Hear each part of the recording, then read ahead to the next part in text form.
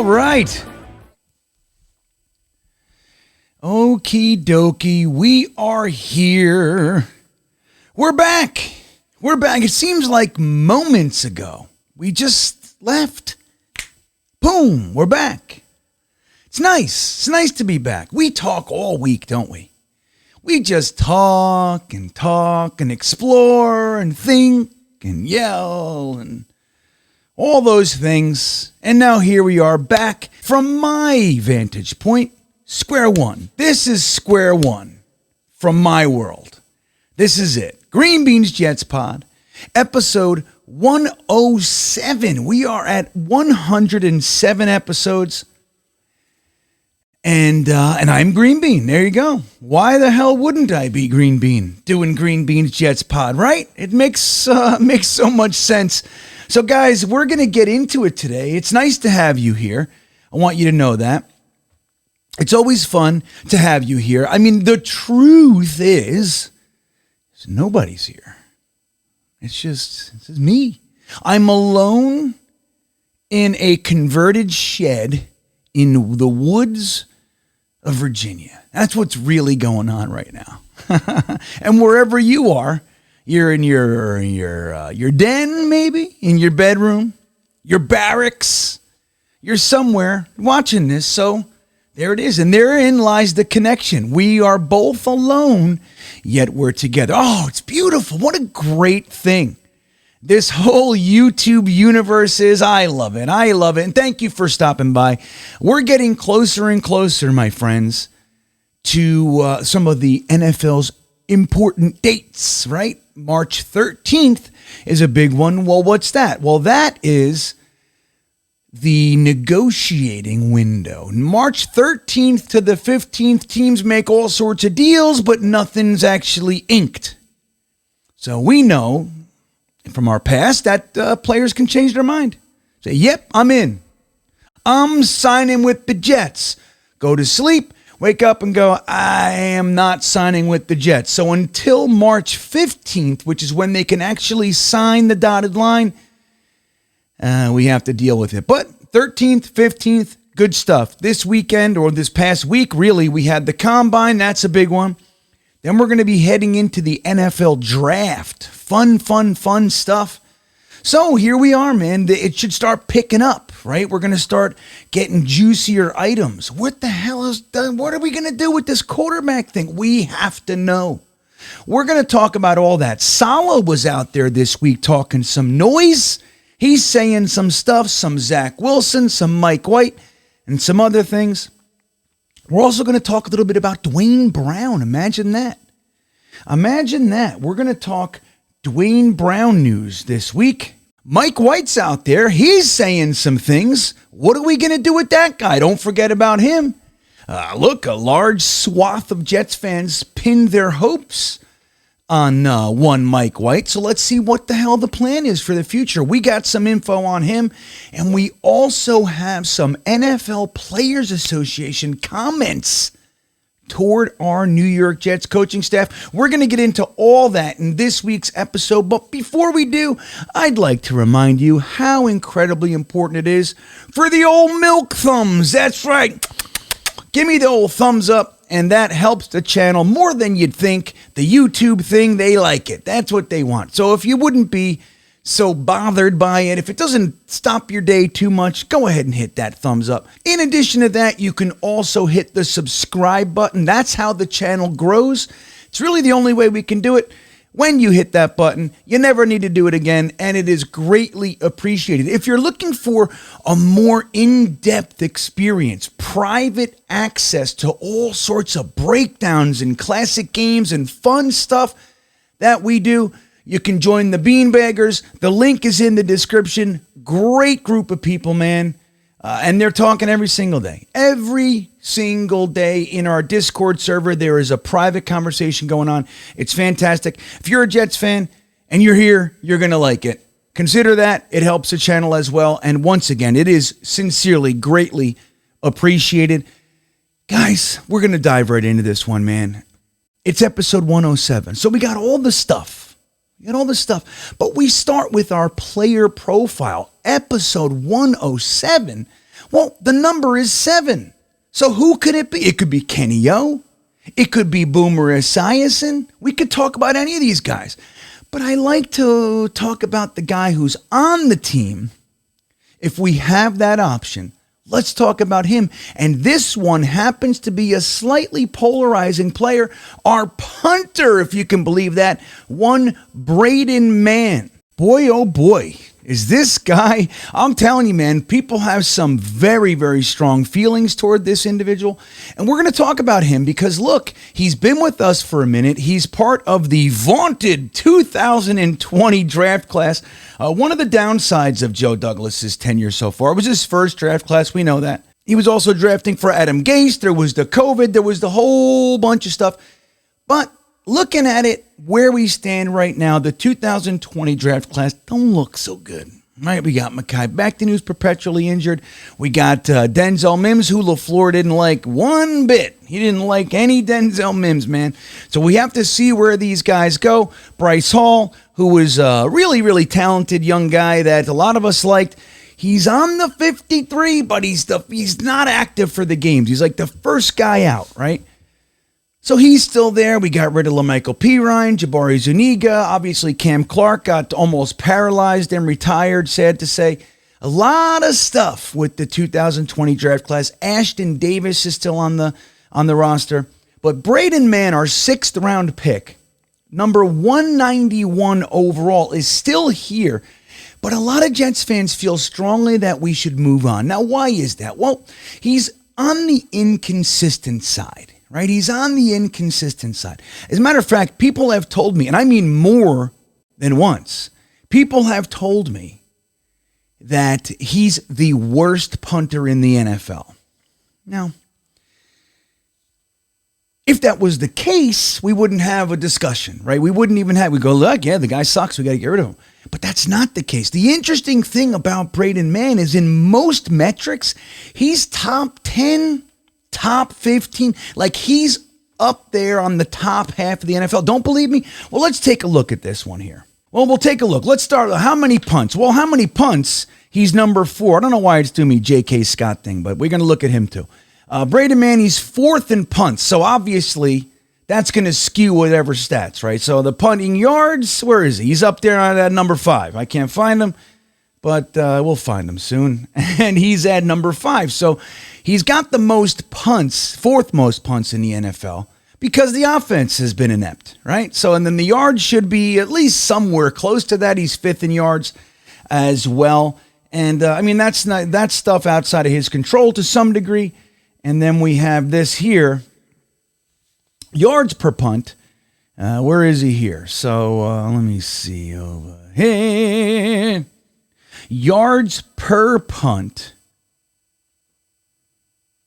A little bit different. Now, the return yards, this is it could be him, right? Low hang time, or it could be the coverage units. We've seen both, I think, in my fair assessment here. But he's 6th overall in the average return yards here. So his net yardage, look, he's 6th. 6th in the NFL for net yardage. Now, again, there's more punts. So this is just straight up numerics, right? It's just straight up. Like more punts, more yardage, whatever. We got to get into the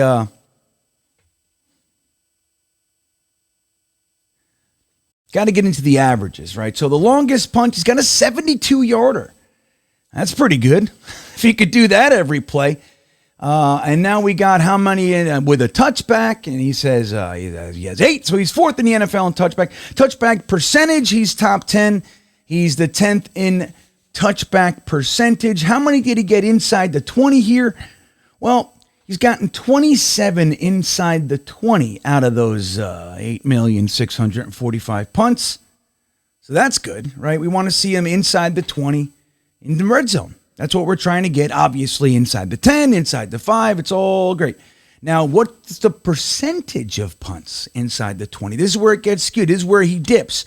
24th. So, yep, he's up there with how many he did it, but his percentage per how many punts he does, he's on the bottom. And block punts, none. So That's a good thing, low punts, right? So it's an interesting thing with Braden Mann. Look, he starts 17 games. Last year he had that injury, got his leg ripped off, and we know that. So, look, Braden Mann, he's an interesting guy because he's not the worst punter in the NFL. He's not. Now, just like anything else, the more you do something, the more potential there is to have failures and mess ups and all those kinds of things. Same way it's more, you're more able to get good things going as well. So Braden Mann he's on the upper side of the NFL in punts, and we could save $1 million, just over $1 million bucks, if we look at cutting Braden Mann. His contract is for $1,054,275 for this coming year. If we cut him, we're only on the hook for $44,000 and change, and we save a little bit over $1 million.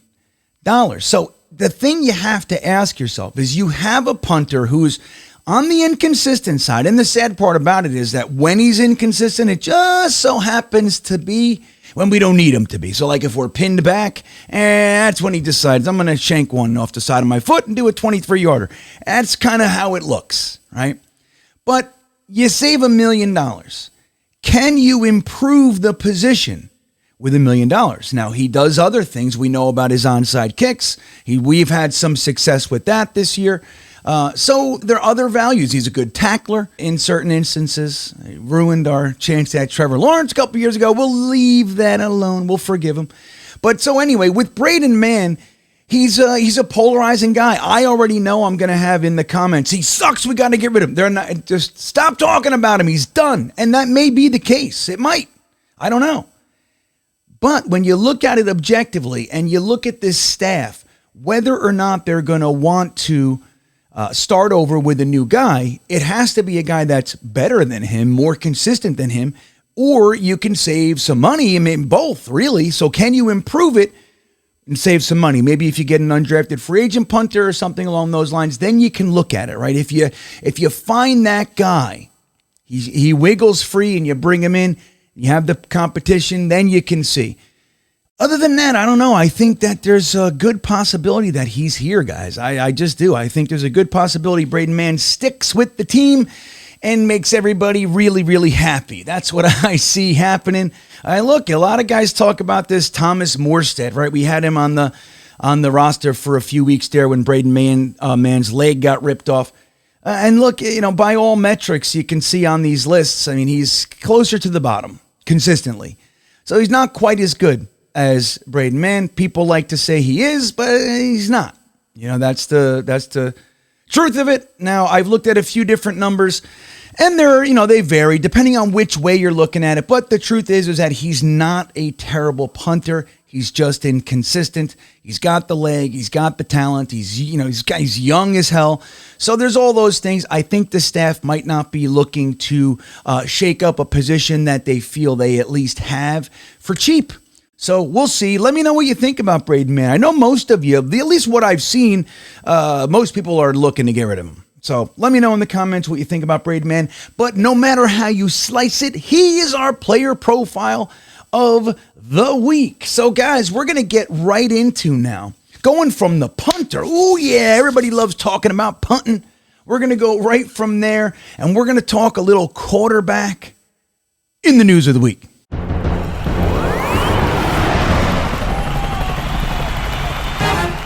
So the New York Jets have had this guy on our roster for a few years now. 6'3", 225 pounds. And he's been the only quarterback to throw for 4 bills for the Jets in a long time. And he just has this ability to capture the hearts and minds of so many Jets fans. He comes in, he just does things we're not used to seeing. But he's also very inconsistent, and his injury thing is concerning. That's Mike White. Mike White came on the scene last year. He was our backup for a minute before that, but he came on the scene in the Bengals game last year, threw for 405 yards, a mess of touchdowns, caught a touchdown. It was just the best. His jersey made it into the Hall of Fame. Yay! He looked like he was going to do the same thing in Indianapolis the following game, and it started. The injury thing started. He ended up missing the rest of the game. Josh Johnson came in, threw for 330, whatever it was, and Mike White came back in. It didn't look as good. But this year he comes in the Bears game, and he does something similar. He looks great. He ignites the offense. Now, even in Minnesota, which was a game that we lost, he was able to move the ball in a way that we weren't able to do prior to him coming in. But once again, it didn't take very long for Mike White to get injured. So we have this legitimate consideration here. Like, we have a concern. Do we invest in this guy? And on the other side is, does Mike White want to be a starter? I want to be a starter, man. I want to go out there. I've proven I can start in the NFL. I want a shot to start. So there's all these little variables inside that we have to consider. Why are we talking about Mike White this week? Well, because Saleh said some stuff about him, and Mike White's out there talking. So Mike White was asked if he would be interested in playing for the Miami Suck Jobs. What is that? Why ask him this stuff? Well, because he's from Pembroke Pines, Florida, which is just west of Hollywood, Florida, which is just south of Fort Lauderdale, Florida, which is just north of Miami, Florida. So it's right in there. It's right in that pocket. Pembroke Pines. So it would be a homecoming. Would you be interested in going home? Playing down there? What if the Jets sign this guy and they're keeping Zach and they want to get a whatever for backup? Would you be willing to go to the Miami Dolphins? And he says, absolutely. That's his word. Absolutely. He'd be going home. He'd love to play for the hometown team and all that. Now, look, as a fan, I hate it. It's like, dude, you're a Jet. Stop it. I don't know.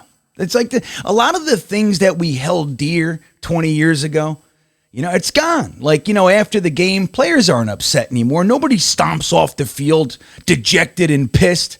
They walk over to Lamar Jackson and say, hey, you sign a jersey for me, man? Like, that's what it is. It's a whole different thing. It's a whole different thing. So asking somebody, while you're on this team, would you like to play for your division rival? And he goes, yeah. It's like, no, it's no problem. Me, I have a problem with it. But I also understand that it's a different world. So, and Mike White's a young guy in that different world. So who am I, right? I'm an old fogey grumbling about old fogey things, and I get that too. That said, the point is, Mike White has options, and he's more than likely to have more than one or two options. He's a solid number 2 quarterback with the idea, like, look, what is the best case scenario for a number 2? In the event he has to come in for 2 games, 3 games, he can give you a legitimate chance to win the game. He's not supposed to come in and take over. That's not what a backup quarterback's job is.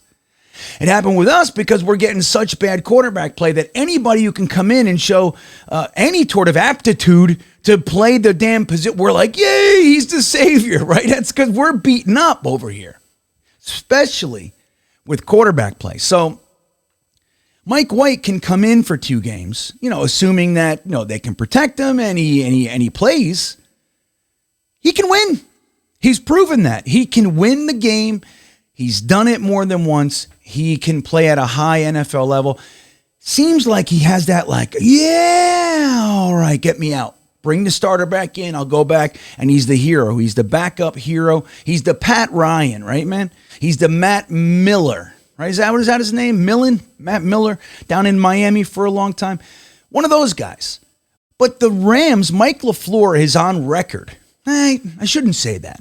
He's rumored to have been talking some smack last year that Mike White has outplayed Zach Wilson in every metric, right? We got that report earlier.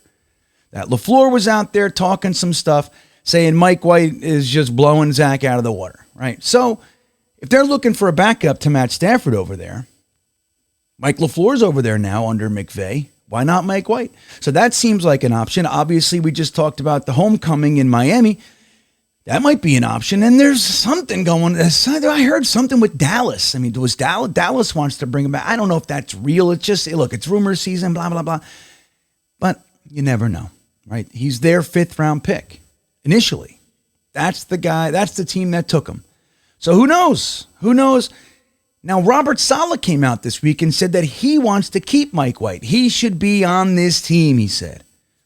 Maybe. But does Mike White believe that? Is this the best place for me? The offensive coordinator that loved him is gone. Saleh might love him, but who knows what Hackett thinks. Hackett might, I don't like this guy at all. He's hurt in practice. He's limping, whatever. Who knows? So we don't know where this is going to go. It could just be Saleh heaping compliments on his guys, which he's been known to do. So who knows?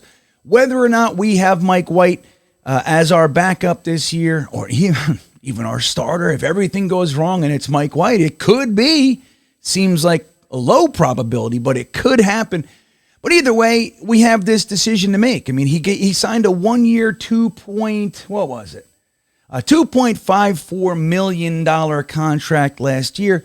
Do you think he wants more? Do you think he wants the same? Would he take less? I don't know. The Jets are up against the cap. We're talking about extending Quinnen. We're talking about bringing in Aaron Rodgers. This is one of those areas where you might have to lose a guy. You might have to go sign a younger guy for 1.6. It might be down to that point. Who knows? I'm curious to see what you guys think, though. I don't know how I feel about Mike White. I think, look, number one, I like him. I like him a whole bunch. I really do.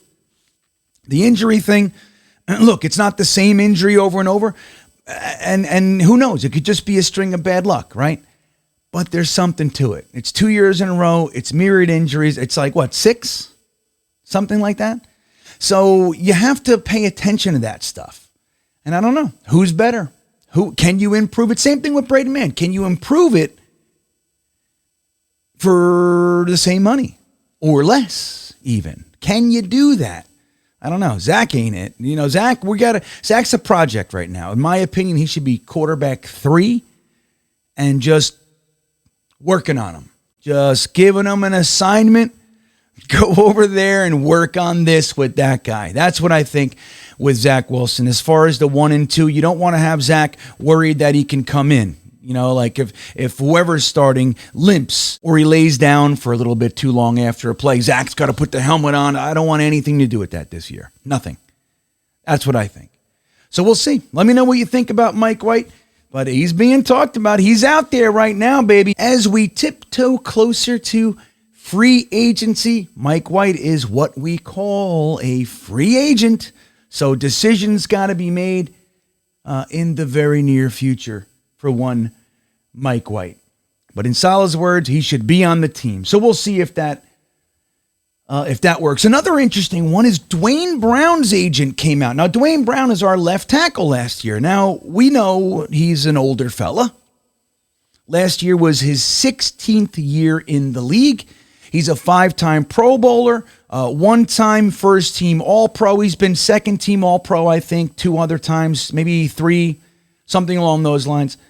But he's a Pro Bowler, he's an All-Pro, and he's been known to be just a warrior, right? Absolute player. He just never goes down. And then he comes to the Jets, and the first thing he does is injure himself, and he misses the first 4 games. Comes in, and this is the thing. Look, he's ebbed and flowed. He's been really good some games, and he's been kind of lackluster others. But what we learned is that he's been playing the entire season with a torn rotator cuff. As a matter of fact, I read this week.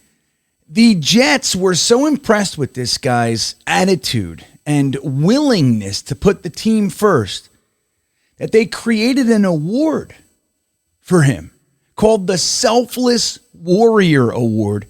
Guess who was the first recipient? You want to take a guess? Yes, Dwayne Brown. He won the award.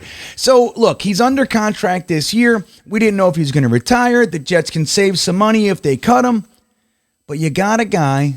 He's a good left tackle. He's just a seasoned vet, and he showed that he's willing to play through injury.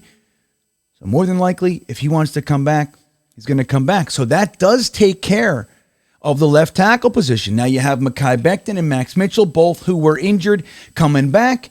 But I don't know, man. If Dwayne Brown comes back, Mekhi Becton and Max Mitchell look good, as far as, their progress and everything. Do the Jets feel like they have to use a first-round pick on a tackle? I don't know. We're all kind of assuming it. I don't know. I just don't know, everybody. They might push it. They might say, hey, look, we have other positions like maybe safety with a hole, and the tackle, maybe we can wait till the second. Maybe we wait till the third. Maybe a second-round pick and get DeJuan Jones. I don't know. Maybe they do that, and we kind of toss this up and we put a little bit more faith in Becton and Mitchell than a lot of fans think we should.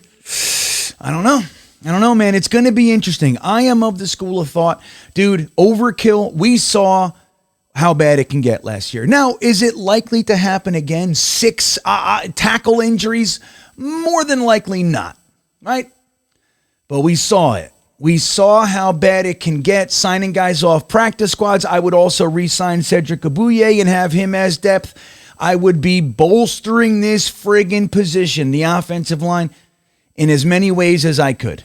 I wouldn't be going in with a skeleton like, I think he'll be good. What's the likelihood of Becton is injured 3 years in a row? I wouldn't think like that.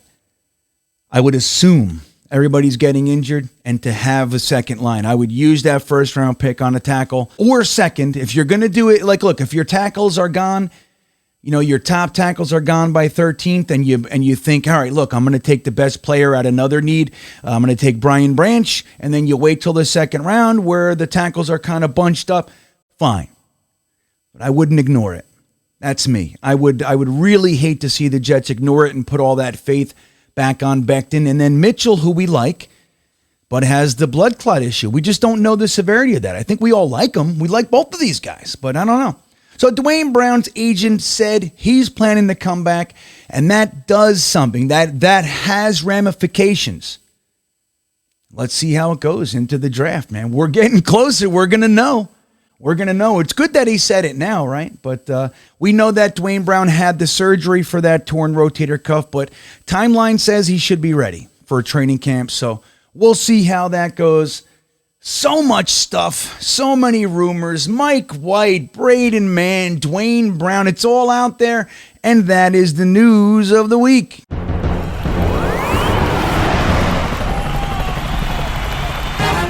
So yeah, the Combine, everybody. You watching the Combine? There's so many good things. I love the Combine, and I haven't been able to really sit. Like last year, I sat down and watched the whole thing live. I can't do that this year. I'm kind of ingesting it, fragmented. But look, like Anthony Richardson's blowing the doors off the place. And I think a lot of people assumed that he would, at least to some degree. But boy, oh boy, am I grateful that the Jets aren't looking for a quarterback this year. He's the exact guy that I think is going to fool's gold somebody. I mean, look, I think if he has a year, 2 years to sit, I think he's got all the potential in the world. If you bring that guy in and expect him to just be the savior like down there in Texas or what in Houston, I don't know, man. You see these guys, they're just blow the doors off with athleticism, but they can't hit anybody over the middle of the field. That's where it is. I don't know. It's scary. I'm just grateful that we're not looking that way right now. Not that we did any better a couple years ago, right? Not that we did any better, but he's the exact type of guy that I wouldn't want to see the Jets bring in and start immediately. I like him as a player, but man, he's scary. But so there's so many other things going on with the Combine. There's all kinds of stories, and the Jets are down there, and we're meeting with that guy and these guys and this. And there's lots of stuff that we can chew on. But something interesting came out, just bubbled, popped right out of there. And for that stuff, let's get into the intelligent gripe. And it turns out that the Jets were voted by the NFL Players Association as the worst coaching staff in the NFL. Did you see this? What the hell's going on? I said, what? That can't be real. And I read the whole thread of comments. What is this? Who's what? Where did? I didn't even know. I'm looking at this thing and I can't believe it because look, for many years, even in recent memory, guys, Adam Gase, Can we just say how bad that coaching staff was? Now, look, there were talented coaches on there. Greg Williams is a talented defensive coordinator. Arguably one of the loudest voices for Braden Mann. So who knows? But then, Jim Bob Cooter is another one. You got, what the hell's the guy? The offensive line coach of the Bengals was here, and then Frazier. There's lots of guys that are talented coaches, but at the head, we had a guy who was just lost, in my opinion. Loopy-doopy lost, man. So the idea that we went from there to this coaching staff, and this coaching staff is voted the worst coaching staff in the NFL by the players. That's the thing with the NFL Players Association voting system, is that it's the players anonymously voting. So, I thought the players were digging it. I thought the players were loving this. So you dig around. You go, I just can't believe it. I thought something completely opposite was taking place. Whether you love the guys or not, you just can't. I mean, you can't argue that the overall theme around the Jets has changed significantly. We're no longer considered that laughingstock. Even guys like perpetual critics like Stephen A. Smith, who famously said, when you're driving down a turnpike and you smell something and you think it's the dump, it's not, it's the Jets. He's even changed his tune. Why? Because of Joe Douglas and Robert Saleh. Why is Aaron Rodgers even a consideration for us, even possible? Joe Douglas and Robert Saleh. So you think, again, you don't have to love them. That we had a collapse. We had all kinds of reasons to be concerned. But I don't think you can really argue that it's changed. At least a tick or two up. We can't be worst, right? It can't be 32. How the hell did that happen? You dig a little bit and you find out it's not the worst coaching staff in the NFL. It's the worst in time efficiency. What the fuck? How the hell can we put that? We grab it and put that out there. And this is the thing. Now, time efficiency. Okay. Yeah. I think Saleh's got some learning to do. Now, I did see improvement. I did. But that was late in the season, man. There were times I was screaming at the TV. Dude, call a time out. Why are we watching 40 seconds just tick? Why? I did that more than once. So I'm with it. But to take that and put it out there as worst coaching staff in the NFL. And this is the whole thing. This is the whole point. Just like we talk about rumors and smokescreen, and look, some stuff's just flat out fake. Other stuff is put out there specific to purpose, right? We want to send certain narratives, get people thinking this, so this can happen, all sorts of stuff. Underneath all of it, us, we're still here. You, me, we're still here, man. Arguably, we're the ones that care the most. Yes, you got guys making $2.7 million, and they probably care, but we're not getting paid anything. Nothing. The Jets haven't paid me a penny. It's quite the opposite. I've paid them. The reason that they're able to do all the things they do because you and I pay for stuff. That's fine. But even the people that are making money, this is their job. I can argue that we care even more. So we're the ones left here kind of holding the satchel full of bullshit. That's the people holding it. And it's really important not to go to pieces, not to let it sink in. Because the truth is that any one of these people know how passionate we are, whether they're from Arizona, whether they're from Texas, they could be up in Detroit.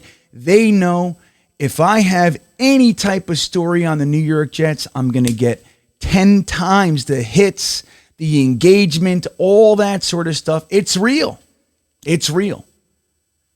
They're going to poke us and we go, blah! That's what happens. It's not real. So what I'll say is this. Take a second. Investigate a little bit before we react. I think I know I responded, but I think it was that thread, the main thread. I said, dude, it's like LOL.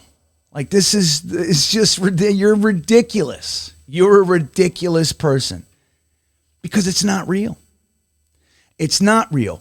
And the other side of this, other than like, hey, man, we got to keep our cool, and I like to see Jets fans happy, and all that shit. I'm all interwoven in your feelings. I care, all that sort of stuff. The other side of it, though, is this. It's a moment to take and like just pull back and pause and remind myself, like, you know what? This is a different Jets team. Now, I don't know if we're going to win any Super Bowls. I don't know if we come out and just completely collapse or if we build on last year. I don't know. But I'll tell you what. We have more potential on this team than we've had in a long time. And the craziest thing about it is that a lot of that potential happens to be on the offensive side of the ball. This idea that all we need is average or a slightly above average quarterback play, that is a new idea, man. That has not been us. We needed saviors. Every time we draft like a Sam Darnold, is he the savior? Can you save Zach Wilson? Is he the savior? That's what we're looking for. It's not what we're looking for right now. We're looking for, albeit a good one, but a piece to the puzzle because there's a lot here. And that is different than what we've seen for a long, long time, man. A long time, and that's a positive. That's something to hang our hat on, and that is the intelligent gripe. Anthony Richardson, CJ Stroud. I don't know, man. I don't know who's going to go first. It's going to be crazy. There's still time. You remember Zach Wilson at this point was, maybe he was 3 at this point, but like 2 weeks before the combine, Zach Wilson was still like considered a late first. And all of a sudden he just all the way to number 2. You never know. There's just so much that happens in this period of time because this is when NFL execs and scouts sit down. Like they have their piles of notes and crumpled paper and book bags and they put it all on the table and they organize it and go, you know what? After further consideration, that's the guy. That guy, no. I thought it was him. It's him. This is what they do. So we're going to see all sorts of stuff. Guys, we're creeping into draft season. It could be the most fun we have. Don't forget the Talking Jets panel, man. We're going to be rocking it this year. We're going to be rocking it over on Jets Talk 24/7, Matt O'Leary and myself with a smorgasbord of guests. Everybody, man. Pretty much everybody is going to at least make an appearance, and we'll have a blast. We're going to have a great time. I hope you can hang out with us. We're there from the beginning to the end of the entire draft. I mean, shit, last year we didn't even have any day 3 picks. And we hung out the whole day. It was like 8 hours. Crazy. So I hope you can join us. Guys, that's going to wrap up our show for this week. I want you to know that I love you. I do. I'm in love with you. I am. I hope you had a good time. Guys, don't forget, you can support the channel by hitting that subscribe button on YouTube. If you're listening in audio format, which more and more of you are, and I'm grateful for you guys too, if you feel like it, you can also review on the platform, whether it's Spotify, Apple Podcasts, Google Podcasts, whatever it might be. You can do a little review there. If you're going to do a negative review, you don't have to do anything. It's positive reviews, yeah, man, you can do it. Negative, you don't bother yourself. That all said, I'm grateful no matter what you do. I like you being here. I like getting the opportunity to connect. Let's see what happens this week with our New York Jets. Guys, have a great rest of the week. And as always, go Jets!